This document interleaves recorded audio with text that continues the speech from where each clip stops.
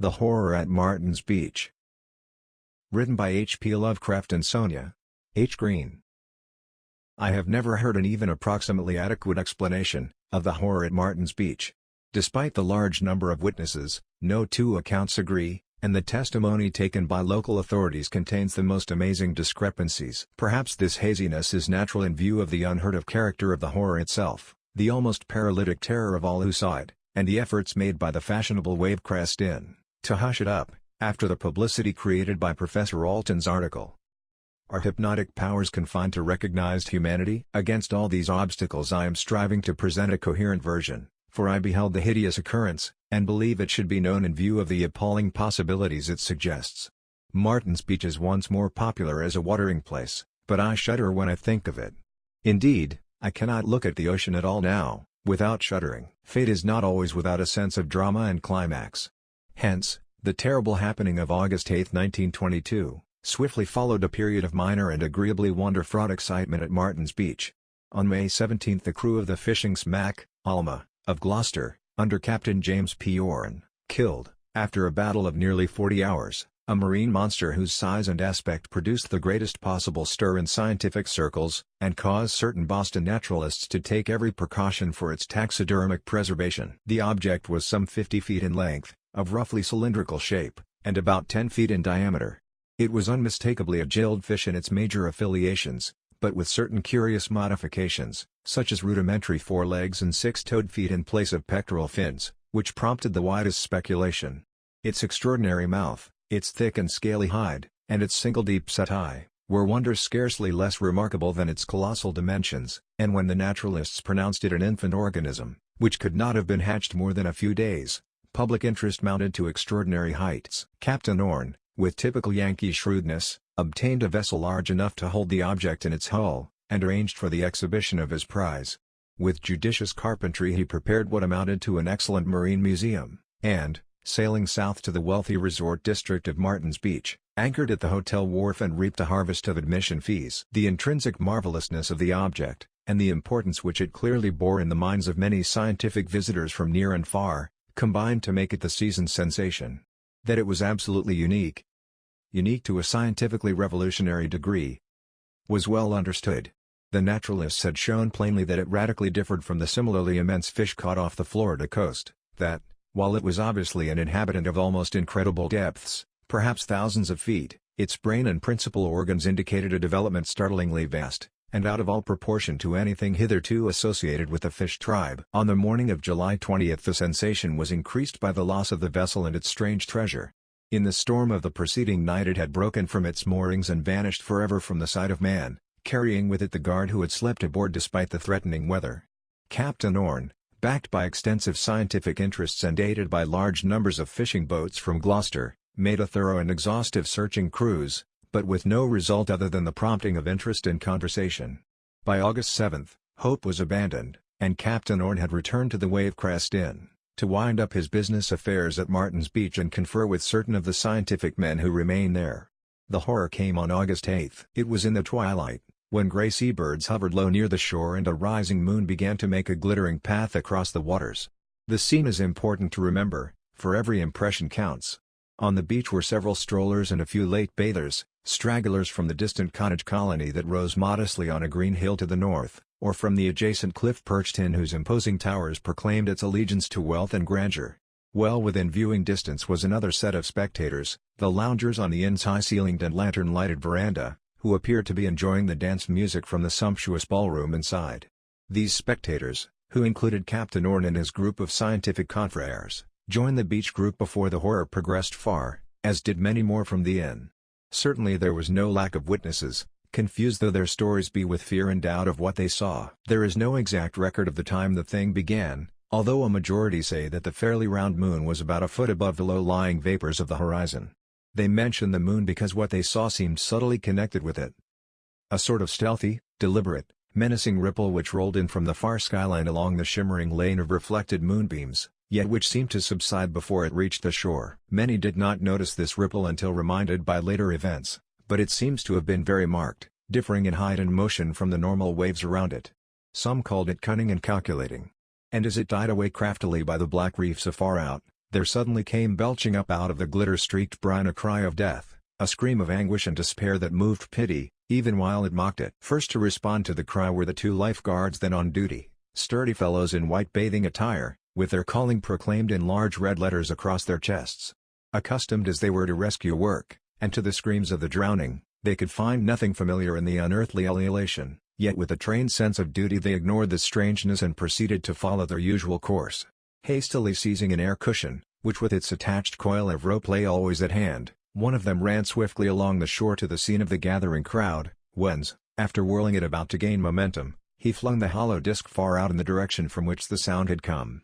As the cushion disappeared in the waves, the crowd curiously awaited a sight of the hapless being whose distress had been so great, eager to see the rescue made by the massive rope. But that rescue was soon acknowledged to be no swift and easy matter, for, pull as they might on the rope, the two muscular guards could not move the object at the other end. Instead, they found that object pulling with equal or even greater force in the very opposite direction, till in a few seconds they were dragged off their feet and into the water by the strange power which had seized on the proffered life-preserver. One of them, recovering himself, called immediately for help from the crowd on the shore, to whom he flung the remaining coil of rope, and in a moment the guards were seconded by all the hardier men, among whom Captain Norn was foremost. More than a dozen strong hands were now tugging desperately at the stout line, yet wholly without avail. Hard as they tugged, the strange force at the other end tugged harder, and since neither side relaxed for an instant, the rope became rigid as steel with the enormous strain. The struggling participants, as well as the spectators, were by this time consumed with curiosity as to the nature of the force in the sea. The idea of a drowning man had long been dismissed, and hints of whales, submarines, monsters, and demons now passed freely around. Where humanity had first led the rescuers, wonder kept them at their task, and they hauled with a grim determination to uncover the mystery. It being decided at last that a whale must have swallowed the air cushion, Captain Norn, as a natural leader, shouted to those on the shore that a boat must be obtained in order to approach, harpoon, and land the unseen leviathan. Several men at once prepared to scatter in quest of a suitable craft, while others came to supplant the captain at the straining rope, since his place was logically with whatever boat party might be formed. His own idea of the situation was very broad, and by no means limited to whales, since he had to do with a monster so much stranger. He wondered what might be the acts and manifestations of an adult of the species of which the 50-foot creature had been the merest infant. And now there developed with appalling suddenness the crucial fact which changed the entire scene from one of wonder to one of horror, and dazed with fright the assembled band of toilers and onlookers. Captain Norn, turning to leave his post at the rope, found his hands held in their place with unaccountable strength, and in a moment he realized that he was unable to let go of the rope. His plight was instantly divined, and as each companion tested his own situation the same condition was encountered. The fact could not be denied. Every struggler was irresistibly held in some mysterious bondage to the hempen line which was slowly, hideously, and relentlessly pulling them out to sea. Speechless horror ensued, a horror in which the spectators were petrified to utter inaction and mental chaos. Their complete demoralization is reflected in the conflicting accounts they give, and the sheepish excuses they offer for their seemingly callous inertia. I was one of them, and no. Even the strugglers, after a few frantic screams and futile groans, succumbed to the paralyzing influence and kept silent and fatalistic in the face of unknown powers. There they stood in the pallid moonlight, blindly pulling against a spectral doom and swaying monotonously backward and forward as the water rose first to their knees, then to their hips. The moon went partly under a cloud, and in the half-light the line of swaying men resembled some sinister and gigantic centipede, writhing in the clutch of a terrible creeping death. Harder and harder grew the rope, as the tug in both directions increased, and the strand swelled with the undisturbed soaking of the rising waves. Slowly the tide advanced, till the sands so lately peopled by laughing children and whispering lovers were now swallowed by the inexorable flow. The herd of panic-stricken watchers surged blindly backward as the water crept above their feet, while the frightful line of strugglers swayed hideously on, half submerged, and now at a substantial distance from their audience. Silence was complete. The crowd, having gained a huddling place beyond reach of the tide, stared in mute fascination, without offering a word of advice or encouragement, or attempting any kind of assistance. There was in the air a nightmare fear of impending evils such as the world had never before known. Minutes seemed lengthened into hours, and still that human snake of swaying torsos was seen above the fast-rising tide. Rhythmically it undulated, slowly, horribly, with the seal of doom upon it. Thicker clouds now passed over the ascending moon, and the glittering path on the waters faded nearly out. Very dimly writhed the serpentine line of nodding heads, with now and then the livid face of a backward-glancing victim gleaming pale in the darkness. Faster and faster gathered the clouds, till at length their angry rifts shot down sharp tongues of febrile flame. Thunders rolled, softly at first, yet soon increasing to a deafening, maddening intensity. Then came a culminating crash. A shock whose reverberations seemed to shake land and sea alike. And on its heels a cloudburst whose drenching violence overpowered the darkened world as if the heavens themselves had opened to pour forth a vindictive torrent. The spectators, instinctively acting despite the absence of conscious and coherent thought, now retreated up the cliff steps to the hotel veranda. Rumors had reached the guests inside, so that the refugees found a state of terror nearly equal to their own. I think a few frightened words were uttered, but cannot be sure. Some, who were staying at the inn, retired in terror to their rooms, while others remained to watch the fast-sinking victims as the line of bobbing heads showed above the mounting waves and the fitful lightning flashes. I recall thinking of those heads, and the bulging eyes they must contain, eyes that might well reflect all the fright, panic, and delirium of a malignant universe. All the sorrow, sin, and misery, blasted hopes and unfulfilled desires, fear, loathing and anguish of the ages since time's beginning, isolate with all the soul-racking pain of eternally blazing infernos. And as I gazed out beyond the heads, my fancy conjured up still another eye, a single eye, equally alight, yet with a purpose so revolting to my brain that the vision soon passed. Held in the clutches of an unknown vice, the line of the damned dragged on, their silent screams and unuttered prayers known only to the demons of the black waves and the night wind.